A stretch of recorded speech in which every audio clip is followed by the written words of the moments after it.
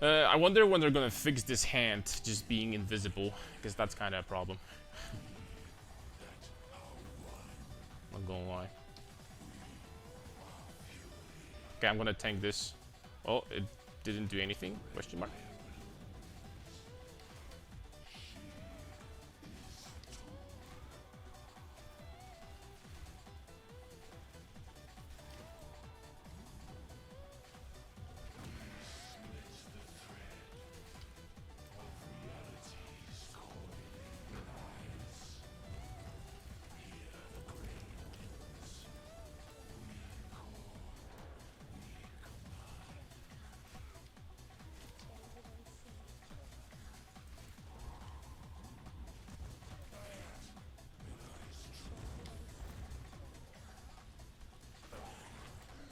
Did I do something wrong? I kind of felt like I was doing less damage to him than yesterday.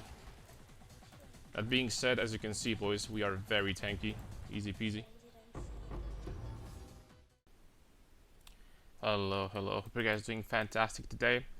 You know, nowadays I see a lot of clips, like, you know, clippers, like, put it on their YouTube and their compilations and stuff like that, of people, like, killing a boss, tier 15, tier 16 boss in, like, 3 seconds, 4 seconds, 5 seconds.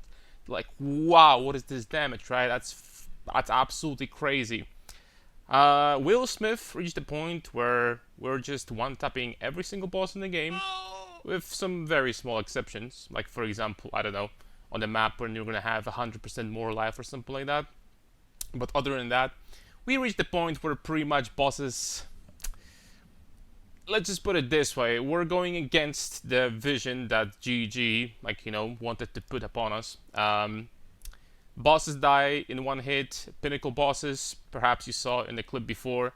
I got to the point where I could pretty much stand in the middle of the maximum difficulty Xesht. And guess what? That was before some massive upgrades that I had today.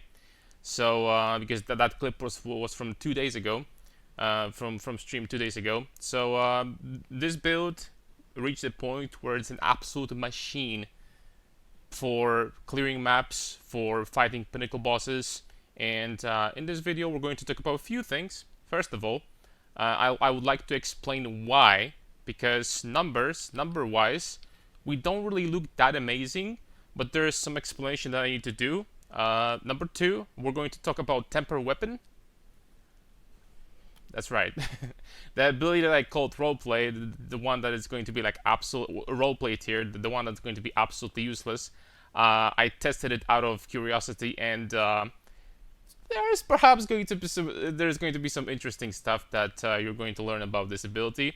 And then I'm going to go quickly over. This is going to be an update character. The MOBA Fire new link for the current this exact version is going to be on MOBA, excuse me, not on MOBA Fire, on Mobalytics, of course, and of course the POB from the current character is going to be down in the comments. Alright, so why does this build do so well into bosses? This build, currently, at this point, and that's even without the passives, which I think would tremendously help against bosses, which is life regeneration rate, pretty much can stand in the middle of the boss fights, any boss fight, and majority of Pinnacle boss fights, and they just do nothing, right? The only situation where you could feel like you're in danger, pretty much, is when you're fighting Arbiter and he's using his one-shot ability. So this one you're most likely gonna have to dodge. I didn't get hit by this ability a single time yet, and I fought I fought Arbiter twice, so I'm not sure if it's going to one-shot us. It probably will, even with 95 resistance. So something to keep in mind, but I'm going to try to explain why this build is so strong against bosses. So, defensively, we have 90 all res. Generally speaking, monsters in this game are not balanced around players having 90 all res. And generally speaking, I have a small complaint right off the bat. I have to say that when it comes to balance, the balance is just really off in this game right now. And I know, I get it, it's 0.2, it's not even early access, it's the beginning of early access. And they're gonna, you know, they'll be getting the balance better and balance right over time. But currently, for a build that has 90 all res and good regeneration and solid amount of life, and physical damage mitigation, bosses just don't do anything, right? Like there's like some tier 15, tier 16 bosses that literally like just auto attack me or like slam me for like 300 health, right? they just don't do anything. And others on the other hand can hit you like ridiculously hard. Like for example, you have the monkey boss that has the slam attack, and even that boss doesn't kill me. So it still does 10 times more damage, but like I think that the numbers generally speaking are off. But this game, generally speaking, is not balanced around characters having 90 all-res. That's why Smith of Kitava is such a strong ascendancy, especially at the league start, because you don't need to worry about resistances that much because of Cold Stalker, right? So 90 all-res basically means that you have compared to a character that's going to be 75% res, which is going to be vast majority of all characters. This character has 2.5 times life, right? So basically, if I'm going to eat an elemental attack, instead of 4.3k life, I have basically like 11,000, almost 11,000. And this, of course, scales because our mitigation is so high. This, of course, scales the life regeneration, other modifiers like that. It's like this life regeneration effectively becomes like 1,500 or something like that, and so on. Very, very high, right? So that's one of the reasons. 75 chaos res, in my opinion, once you hit 3.5, 4k life, this is enough chaos resistance to like pretty much tank anything in this game chaos wise. So chaos is balanced around having like I think like 50, 60 chaos resistance. If you have 75% chaos resistance, then you're golden, right? Chaos is not going to hurt you that much. It's not going to hurt you to the point where you're just gonna get one shot or something. And then we get to the point where we need to talk about armor, fans' favorite. Well, when it comes to armor, the reason why armor works exceptionally well for this build, in my opinion, there's multiple layers why armor is actually good into bosses, generally speaking. So first of all, of course, armor get buffed. Armor break is weaker now. The bug that you have permanent armor break doesn't work anymore. Also, it doesn't the 20% damage bonus doesn't work against players. So generally speaking, armor break is not as punishing anymore. Huge buff to armor that if you plan on fighting Pinnacle bosses, of course, that many people didn't I think see or like just overlooked maybe, is the fact that Pinnacle bosses do not have armor physical damage reduction overwhelm anymore. It just got removed, which means that now armor actually works exceptionally well against these. Even though they're going to be relatively big hits, you're still going to mitigate quite a lot of it, even with like not crazy amounts of armor, right? So you can actually effectively reduce damage from bosses at this point. Another thing is that armor works exceptionally well for Smith of Kitava, Will Smith, because we have Smith's masterwork. We use a white armor, and we have Molten Symbol, which is like a mini Cloak of Flames, right? Body armor grants 25% of physical damage from hits taken as fire damage. That is fantastic, and it works exceptionally well with armor, simply because this 25% damage of physical damage that you're going to take is going to get converted to fire, and what you need to mitigate is remaining 75% only. That is massive, because the lower the hit, the more effective armor gets. So with 14,000 armor, you can get way more than that with better equipment and more levels. You can get something like 18,000 if you want. Which you pretty much at this point, you're going to be close to immune to physical hits. Like, I'm dead serious. You're going to be close to, I don't want to say immune, but they're not going to bother you in the slightest anymore, right? Even the Pinnacle bosses will not do damage to you with physical hits at this point. So if you want to get more, that's even better. But this 14,000 armor against 75% of the hit that we need to mitigate is much better than having to mitigate 100% hit, right? So we have like mini Cloak of Flames, and on top of that, we have a very decent amount of armor. On top of that, regeneration, in my opinion, in this game is the best stat. Well, let me just put it this way. It's regeneration, generally speaking, I don't think is amazing, like, in any content. But where regeneration can be actually used to a decent degree, and it's actually pretty useful and like pretty good is boss fights. Because boss fights, you're fighting one enemy. These enemies do way less damage. Generally speaking, bosses do way less damage than the enemies in the maps, especially with map modifiers. So regeneration can actually have some use, especially if we get this decent amount of enough of it. So for example, we have 5% regeneration here. We have like 0.5% regeneration here. We have almost 2.5 on the chest. So we have, let's just say, about 8%, right? We're going to Leap Slam because we use Holy Descent on our Leap Slam. And with this, we get another 5%. So we're sitting at 13% regeneration. And I probably missed something. I probably have a little bit more somewhere else. By the way, there is possibility that's closer to 14% or something like that. But I don't want to do the math right now. So 14% for such little investment is a lot. And then, for example, if you want to, you can just, just remove just few of the damage nodes if you want to, or maybe like even get rid of something else, whatever you want, right? And boom, allocate these nodes over here for life regeneration. There's also corruptions on helmets that roll from 15 to 25 life regeneration rate. Very good. If you wanted to put some effort, you can get this number to about 20, maybe even 25% regen per second. So with 20 regen per second, we'll be regenerating almost 1,000 life per second. That is stronger than having this life flask up permanently. And you still get the life flask. That is a lot. That means that if you're fighting a Pinnacle boss, basically, if something doesn't kill you instantly, you're gonna regenerate. Like, you're gonna keep up. You're just gonna be topped up. You know what I mean? Like, the regeneration is going to keep on going. That is a lot of regen for such a small investment. We barely invested anything into regeneration, right? So all these things combined basically makes for an incredibly strong character into Pinnacle bosses, and with the right amount of gear and investment.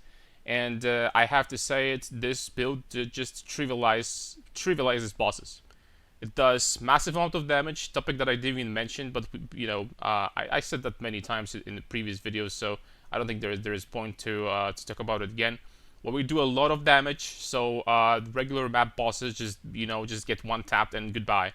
The Pinnacle bosses, as you saw before in the video before, and that was once again before the upgrades that I made, which gave me a lot of damage, by the way. Die like in what, 30 seconds, 35 seconds, something like that, and this is the highest tier, right? My weapons are decent, but they're not anything special. Let's be honest, they're not anything special. And there's some upgrades I can make somewhere else too. So, character is, I gotta say, like, GG is not going to like it, but this character just goes against Division.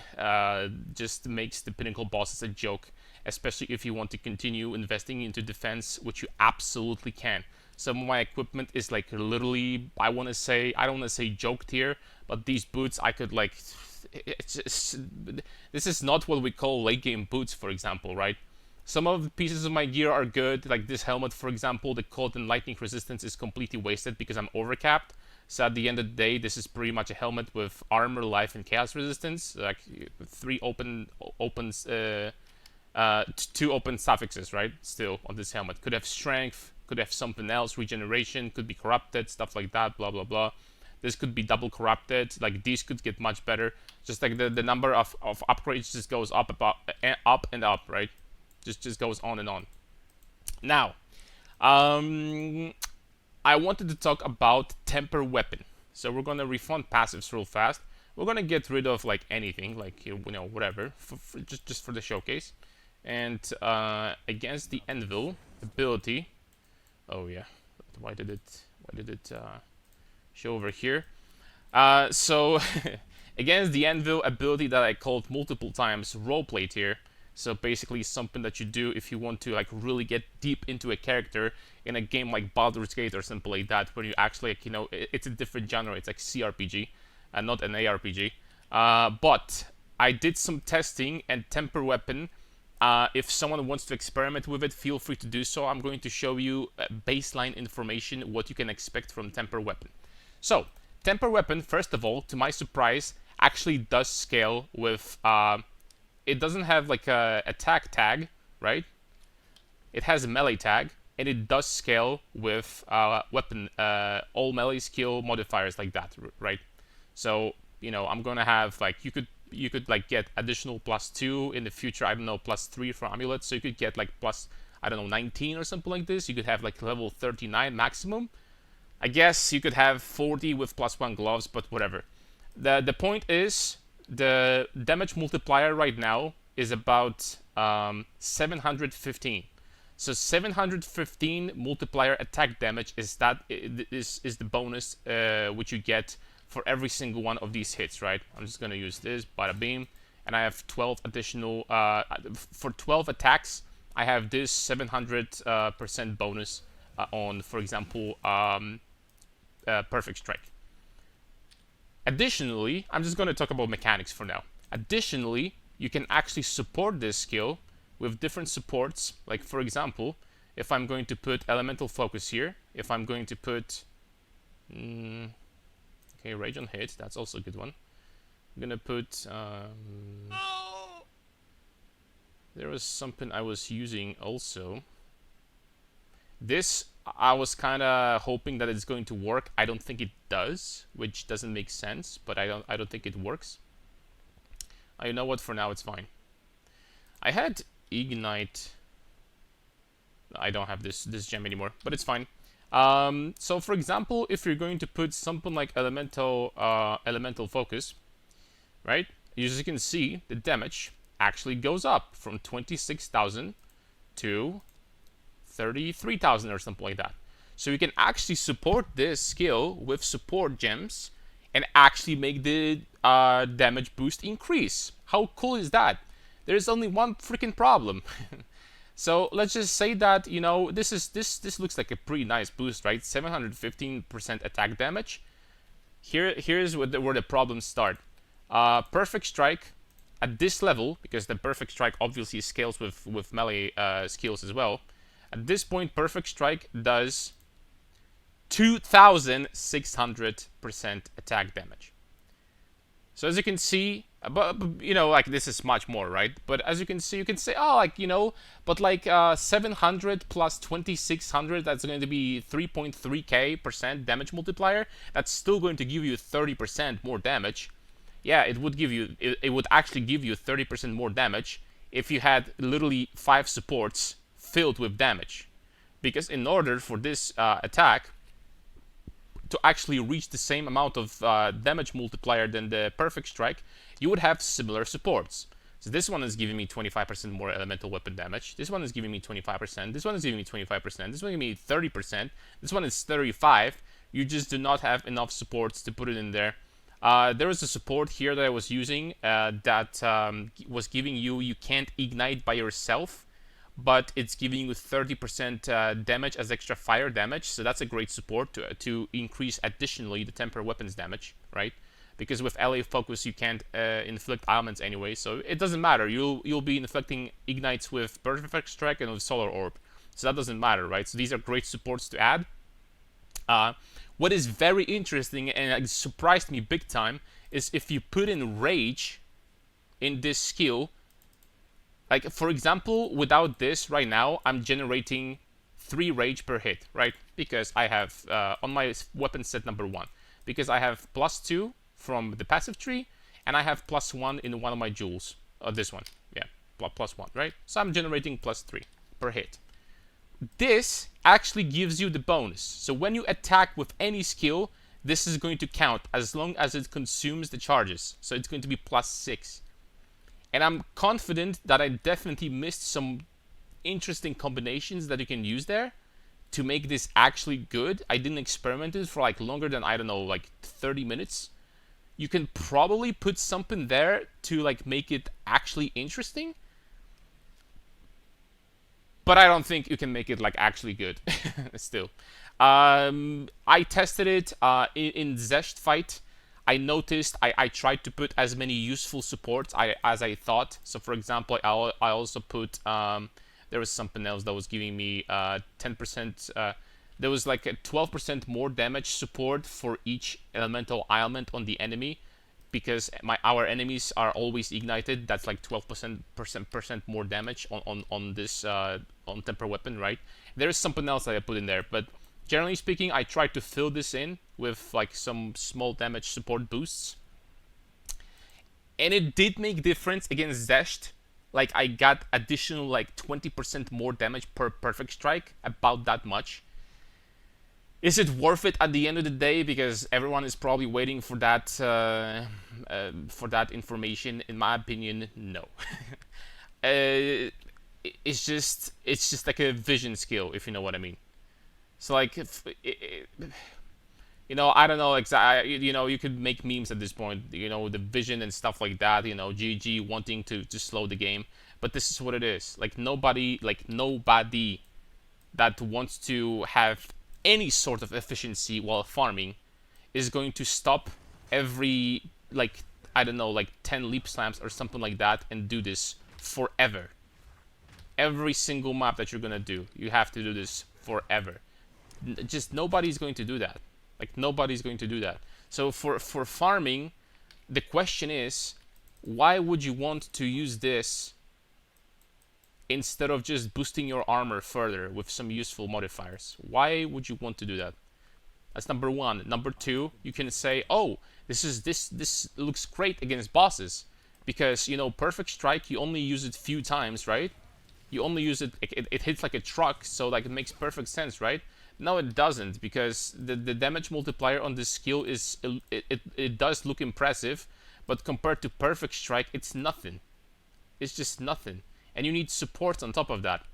So long story short, what I wanted to share with you guys is that temper weapon is more interesting than I thought originally. I don't think it's role-playing tier anymore. But it's like on the verge. Like, if someone wants to experiment with this ability, please do so. It's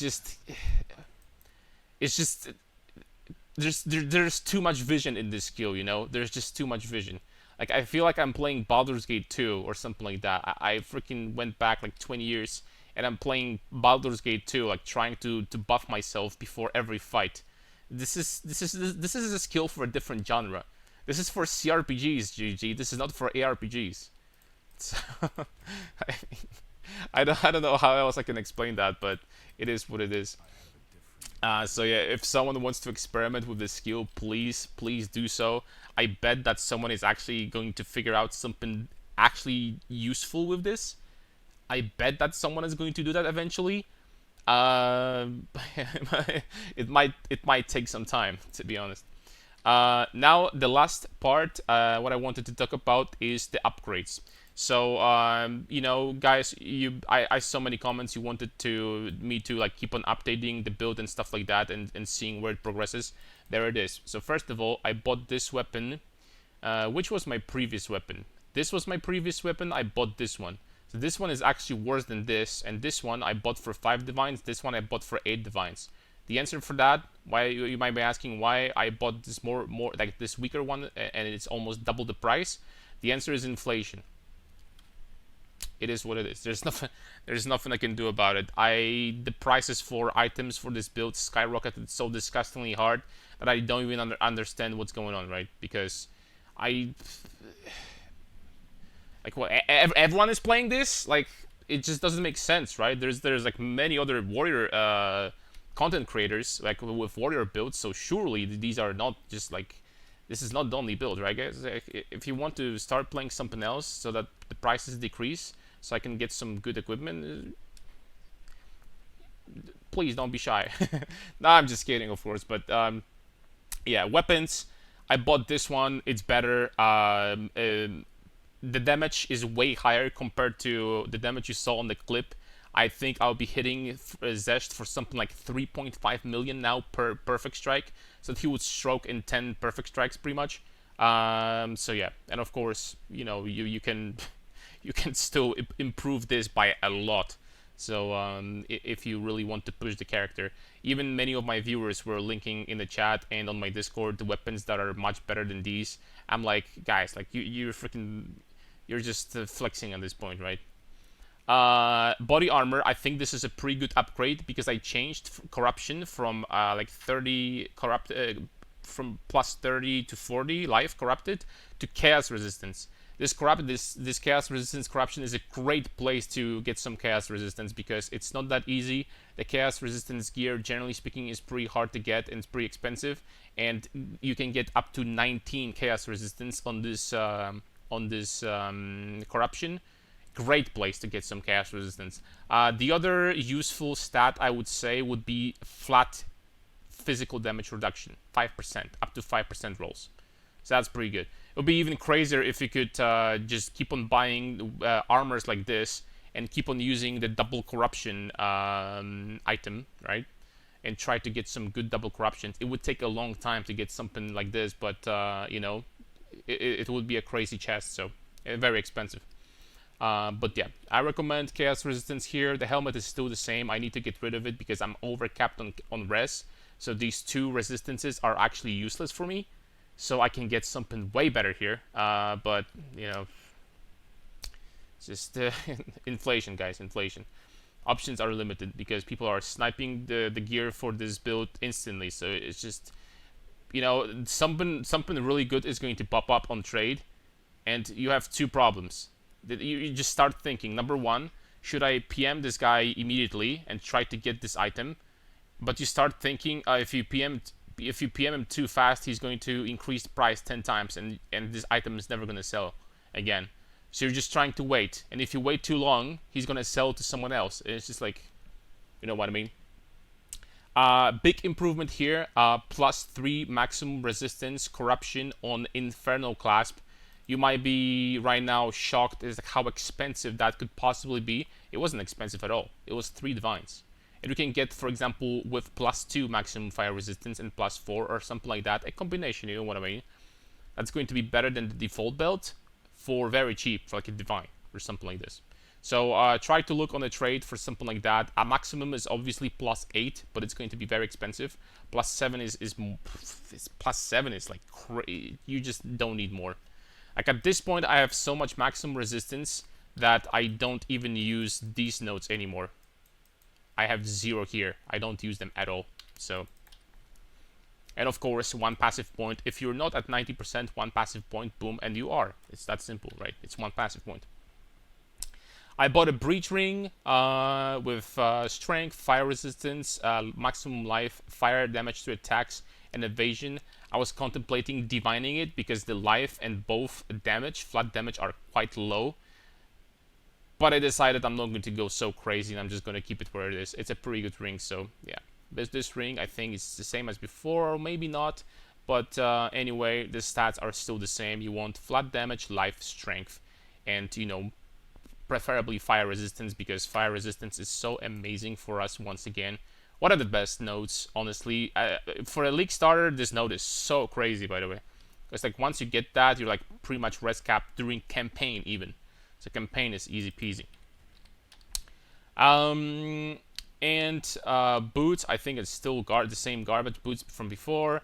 Zilf's Blood, of course, not changed. And the crazy gloves I bought yesterday, I managed to get these for 8 divines. Very good gloves, and I don't plan on exchanging them, probably never. At the late game, like at this point in the game, you can think about starting. You can start thinking about getting something, like, you know, along these lines, right? When you get life, strength, high armor, and +1 or even +2 to all melee skills, this is going to be another big damage boost. Of course, how would these gloves look like if they didn't have +2 level of melee skills? There will be like just basic armor, life, strength gloves that you should get if you're in low budget. Basically, that's how it works. Armor, strength, and life. Armor actually good, guys. Armor actually good. The reason why armor is good in gloves, which I think I was explaining yesterday on stream, is because you actually get double armor from gloves because of this combination. This node by itself is very powerful because you by default, as you level up, you get some flat evasion. So even if you allocate this while having 0 evasion on your gear, 0, that is going to give you 300 flat armor. it's going to give you as much armor as I have on these boots. So for 1 point, that is super worth it. It's way better than, for example, like getting like a 15 or even 18% armor node. It is better.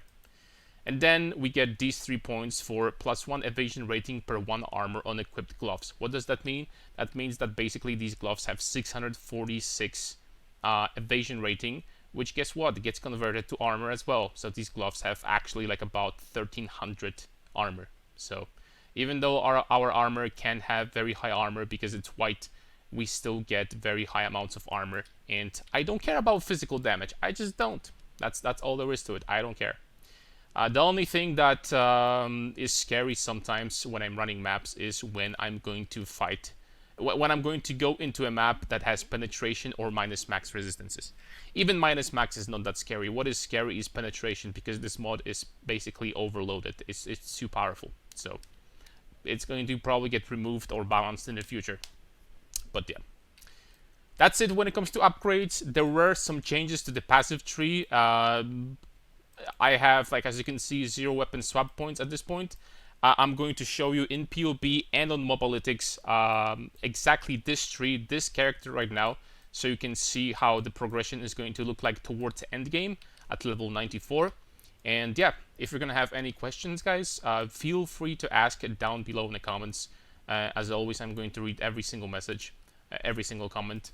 And the stream is, I'm not going to stream today because I had stuff to do, so the next stream is going to be tomorrow. If you want to join the stream tomorrow and, you know, just to watch how the progression goes or ask questions, then I'm going to be live tomorrow. The link is down below in the description as well. Thank you very much, guys. Happy Sunday. Bye-bye. See you next time.